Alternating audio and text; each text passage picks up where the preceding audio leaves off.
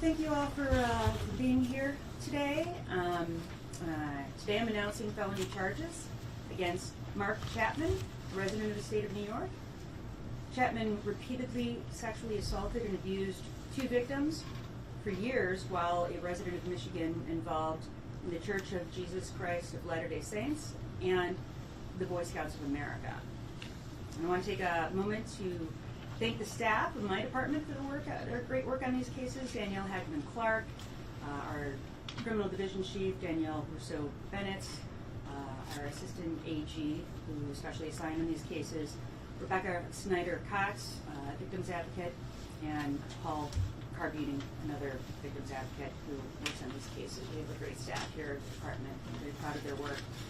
I also want to thank the Michigan State Police for their incredible work on these investigations, and specifically want to thank Inspector Greg Marenko and Detective Sergeant Ryan Bugie. I got your name right there, right? Okay, good. Awesome.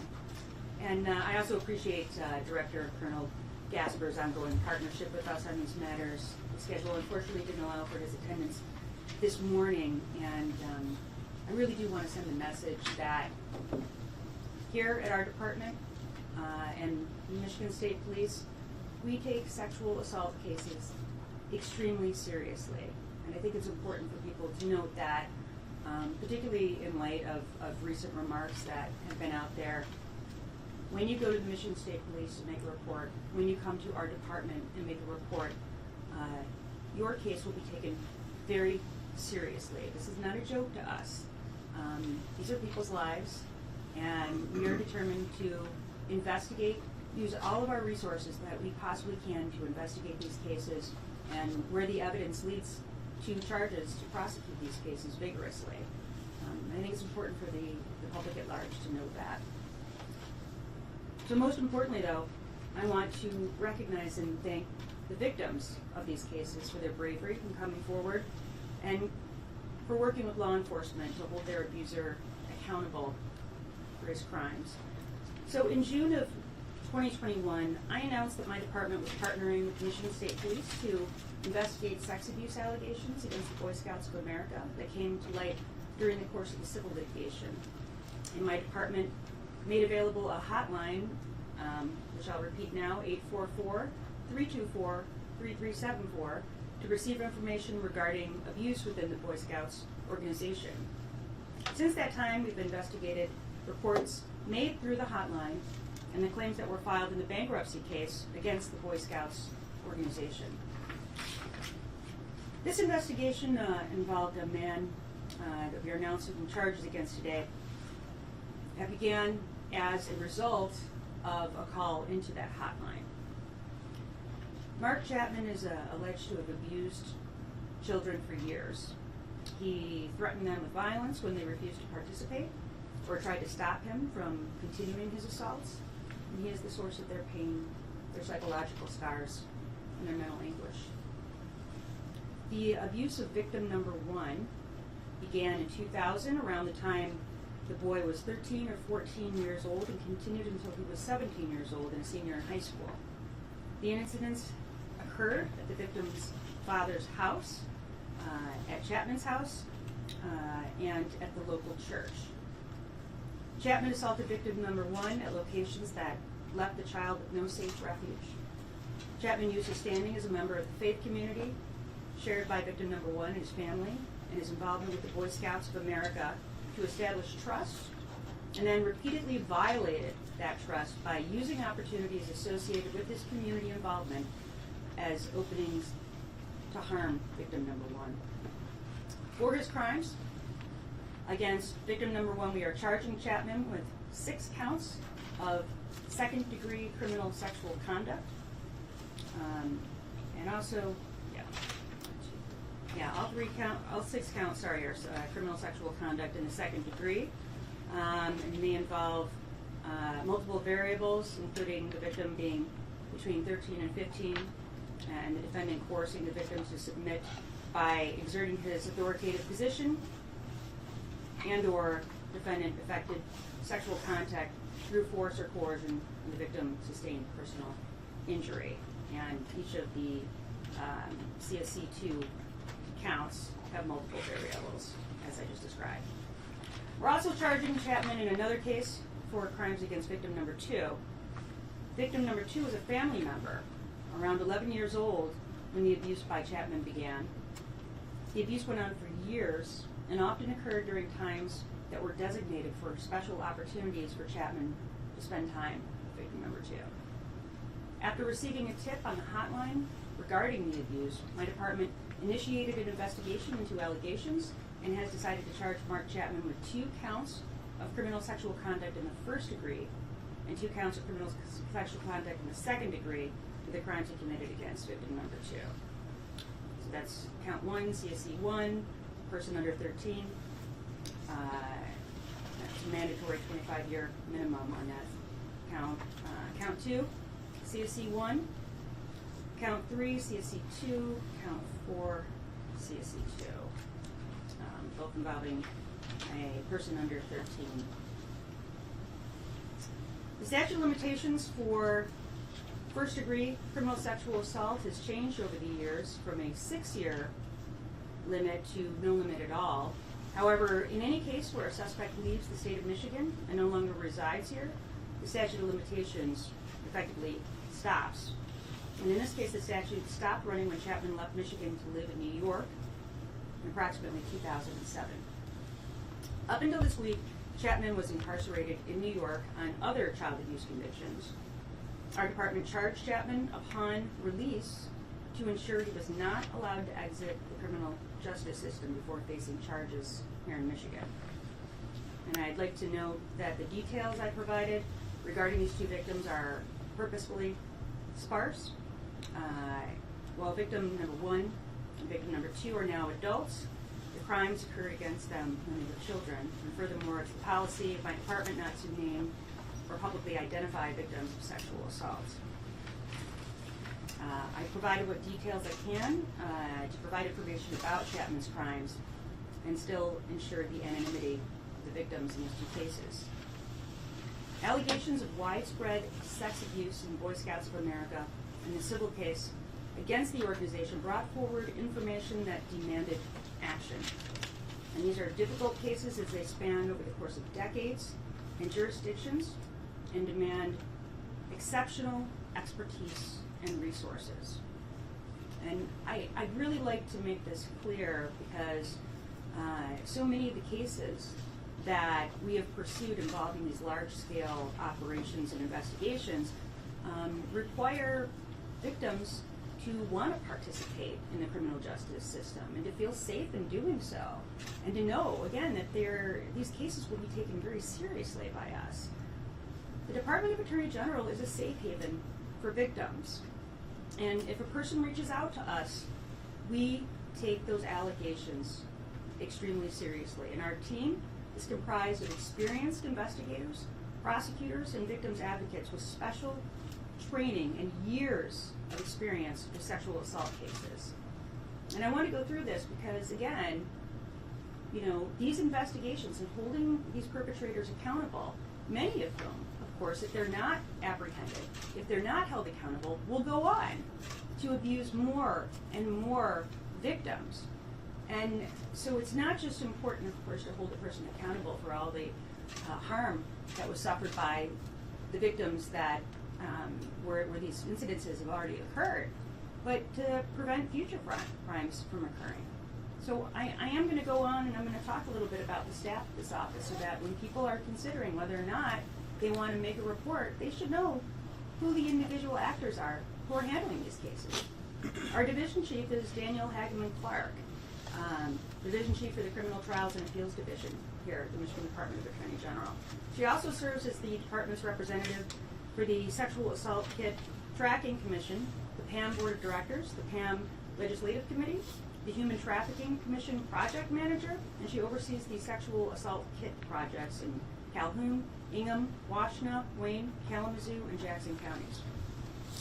She previously served as the director of the Violence Against Women Project and at the Prosecuting Attorneys Association in Michigan. And in that capacity, she was responsible for training prosecutors, police officers, nurses, and advocates on the issues related to the investigation and prosecution of sexual assault domestic violence, and stalking.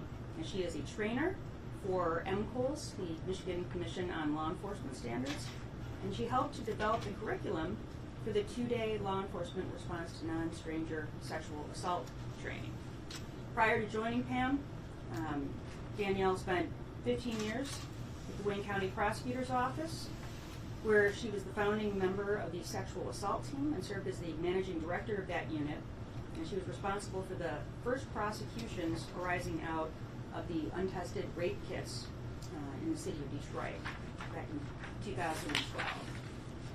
During the course of her career, she was a lead attorney for the homicide unit, a member of the child abuse unit, special investigations unit, and general trial division. And she has prosecuted hundreds and hundreds of cases involving sexual assault and homicide, from directing extensive investigations, having made charging decisions, and handled preliminary exams, trials, and sentencing for countless high-profile and complex multi-defendant cases.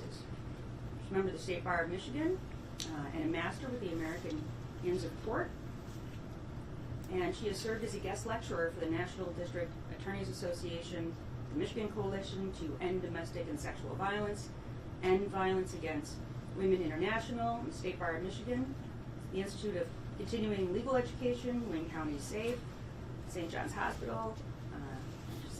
She's got a long resume. She has served on many statewide groups as the expert in the field of sexual assault prosecuting, including the Campus Sexual Assault Work Group, Pediatric Sexual Assault Kit Project, MCOL's Curriculum Advisor for Non-Stranger Sexual Assault, and the work group to provide input on updating the domestic violence personal protection orders and instructions of the state court administrator's office. So she's our lead on these cases. Danielle Rousseau-Bennett, who's here with us today, is the Assistant Attorney General leading the Sexual Assault Unit. She prosecutes cases of sexual assault, domestic violence, stalking, and homicides. She directs investigations into these cases, participates in multidisciplinary team meetings, consults and provides technical assistance to prosecutors across the state on sexual assault and other violence against women crimes. She also participates as an expert trainer for the Prosecuting Attorneys Association of Michigan, and she's got a, wow, this is also very, very long. I'm not going to go through it all. I'll just say that I've had cases with her and against her, and I'd rather have her on my team than try cases against her. Bridget Frost is our special agent who investigates these cases alongside with the Michigan State Police, and she's got nearly a decade of law enforcement experience, and prior to working here at the AG's office, she's a detective with the Flint Police Department, specializing in violent crime against women and children, including sexual assault, domestic violence, and child abuse. Also a very, very, very long resume. And I want to talk about our victims advocates. Why? Because it's important that people know that when you come to our department and you make a report, it's not just that you're going to get the very best prosecutors and the very best investigators, but we have advocates that are going to help you. Most people, I can't even say it takes years to get over the trauma of sexual abuse, because most people never get over that trauma. But we're here to help and to assist you and find programming for you. It's not just about investigating and prosecuting the case against your abuser. It's about helping you personally as a victim to be able to move on with your life. And so we have Rebecca Snyder-Cox, who's worked as a specialized domestic violence sexual assault victim advocate in our department for over 4 years, and she's worked as a community-based Title IX advocate previously, and has a myriad of experience, including leading the advocacy response during the department's prosecution of Larry Nasser and subsequent MSU investigation and prosecutions, among many other cases. She specialized training on trauma-informed, victim-centered prosecutions, and she travels the nation on best practices and lessons learned from advocacy, response, and large-scale investigations. And she's worked with hundreds of victims during her time at our department, and she currently supervises the advocacy staff. And we also have Paul Carbini, back there, who is a victim advocate assigned to our clergy abuse and Boy Scouts of America investigations. He has previous advocacy experience working with survivors of sexual assault, domestic violence, and stalking, while working at campus and community-based organizations, and he brings extensive experience of working with male survivors from his time conducting contract work with the United States Navy and Marine Corps. And during that time, he traveled to military bases around the world, conducting trainings on sexual assault, domestic violence, and stalking. He was presented at multiple national conferences on topics of victim advocacy and working with male survivors of sexual abuse. So I bring this all to your attention because I want survivors to know this is a devoted team of experts with special expertise whose only mission is to deliver justice for victims of crimes, especially sexual assault crimes. And I'd like to again thank our partners, the Michigan State Police, for their incredible assistance in pursuing these tips that come through our hotline and from various other sources. Unfortunately, allegations of abuse in the Boy Scouts are reminiscent for us of allegations against clergy with the Catholic Church. And our department's investigation into abuse by clergy at Michigan churches is now in its 4th year, and so far has resulted in 11 prosecutions. On October 3rd, 2018, 42 Michigan State Police troopers, 5 officers from different law enforcement agencies, and 15 special agents from the AG's office executed search warrants at Michigan's 7 dioceses. And in that effort, they seized 220 boxes of paper documents and more than 3.5 million digital documents. So, as an update, here's where that investigation stands. We've completed the paper document review of all of the 6 dioceses and 1 archdiocese, including Gaylord, Grand Rapids, Kalamazoo, Lansing, Saginaw, and Marquette dioceses, and the Archdiocese of Detroit. Of the 220 boxes of paper documents seized, all have been reviewed by my team of lawyers, investigators, and advocates. We've completed the electronic document review of the Gaylord, Grand Rapids, Kalamazoo, Lansing, and Marquette dioceses. My team has reviewed all but 245,000 of the 5 million documents we started with. We've hired and trained a full-time victim advocate to support the hundreds of victims identified in the course of the investigation. And we've also partnered with Safe House in Ann Arbor to offer clergy abuse-specific support groups because we found that male-centered support groups were difficult to find.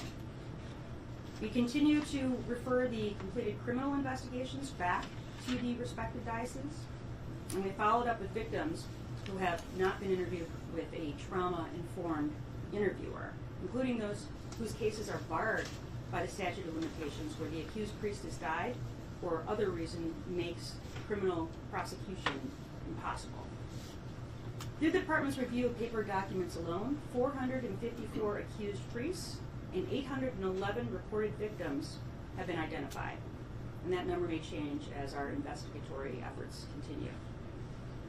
As of today, the Attorney General's Clergy Abuse Investigative Team has reviewed more than 4.75 million of the documents seized. In addition to the paper and digital documents seized from the diocese, information is also received through our tip line, and that has generated 958 tips related to abuse, leading to at least 152 police investigations, 180 victim interviews, and 285 police reports, and there remain approximately 100 open investigations that are ongoing. It remains imperative that sexual predators are held accountable, and one of my top priorities remains securing justice for survivors of abuse. We appreciate our partnership with Michigan State Police to reach this point in the investigation and into the Boy Scouts of America. These charges are only the beginning, and I just have to say, I thank you guys so much. We could never do this work without you. Your work is invaluable, and I have an opportunity at times to talk with victims whose cases you have pursued, and they are very grateful for the excellent work of your department. And it's a phenomenal partnership between the AG's office and Michigan State Police, and I thank you guys so much for your incredible work and dedication in assisting victims of sexual assault. And with that, you guys would like to say anything? Thank you, Attorney General Nessel. I'd just like to say, and echo your sentiments, I want to thank the victims for coming forward. It takes a great deal of courage to tell your story, and I would encourage any victim that's ready for their story to be heard to notify us either via the tip line or any other means. We're ready to listen to what you have to say.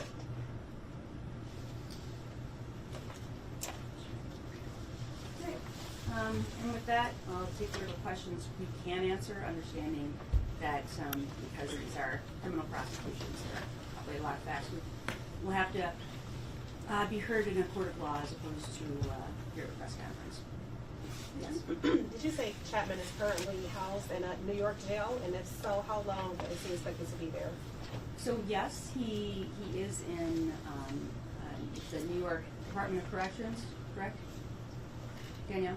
I'm sorry. He's in the New York Department of Corrections right now? He is. The New York State Police are graciously assisting us in the plan is for them to take him into custody from the prison hopefully today, and then extradition procedures will take place at that point. We don't have any further information on if he's been arrested at this point.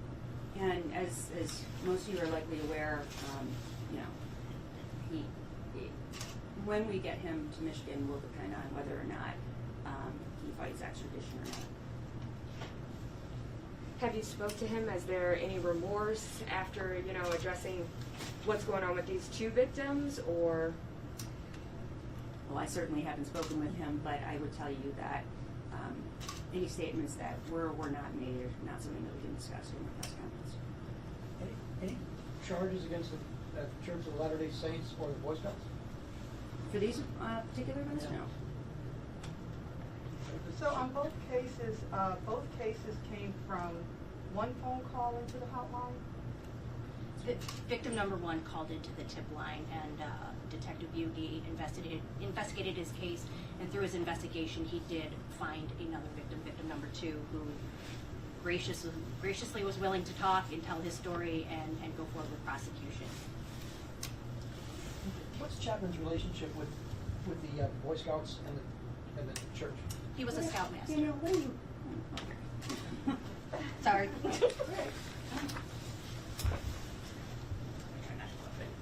Mr. Chapman was a scoutmaster for a troop in Macomb County. And what about the church?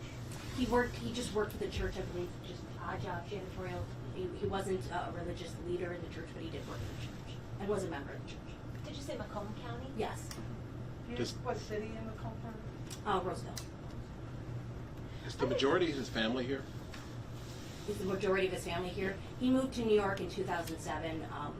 Family's kind of scattered, but that's where he moved in 2007, and that's where he and his wife currently are at. I know last time you did an update, there were 3,000 claims connected to this. I wonder, what is that number now as a result? I think your last update was in July-ish. We have received about 5,000 claims for victims who were either in Michigan at the time of the abuse, or were in our Boy Scouts here resided in Michigan, and so we're making our way through those documents. I wonder how you guys feel. Obviously this kind of stuff has been going on for years and years. They were young children, and now many of them are adults.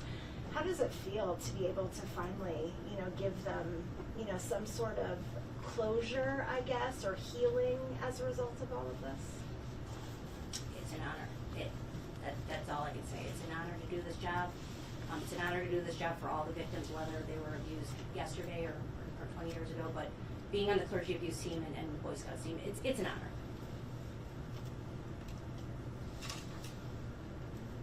Anything else? All right, thanks, folks. Everybody.